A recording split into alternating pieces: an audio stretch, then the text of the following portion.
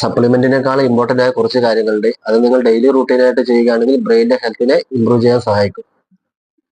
രാവിലെ നേരത്തെ എഴുന്നേൽക്കുക. 6 മണി 7 മണി എന്നൊരു ടൈമിൽ രാവിലെയുള്ള എക്സസൈസ്, യോഗ, മെഡിറ്റേഷൻ ഇതൊക്കെ ബ്രെയിനിലേക്കുള്ള ബ്ലഡ് ഫ്ലോയുടെ അളവ് കൂട്ടുകയും നമ്മുടെ ബ്രെയിനിനെ ഹെൽത്തി ആയിട്ട് നിൽക്കാനും സഹായിക്കുന്നു. ബ്രെയിനിന്റെ 75% വാട്ടറാണ്. അതുകൊണ്ട് തന്നെ ബ്രെയിൻ ഡീഹൈഡ്രേറ്റ് ആവുന്നത് ബ്രെയിൻ ഹെൽത്തിനെ ബാധിക്കുന്നു. ദിവസം നന്നായി വെള്ളം കുടിക്കുക. രാവിലെ എഴുന്നേറ്റ പാടും 1-2 ഗ്ലാസ് വെള്ളം കുടിക്കുക. ബ്രെയിൻ ഫ്രണ്ട്ലി ആയിട്ടുള്ള ബ്രേക്ക്ഫാസ്റ്റ് കഴിക്കുക.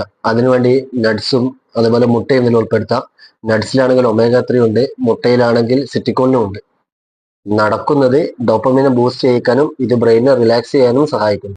ഫൈബർ റിച്ച് ആയ ഭക്ഷണങ്ങൾ കഴിക്കുന്നതും രാത്രി സമയത്ത് ഷുഗർ, ആൽക്കഹോൾ അവോയ്ഡ് ആക്കുന്നതും ബ്രെയിനിനെ ഹെൽത്തി ആയിട്ട് കീപ്പ് ചെയ്യുന്നു.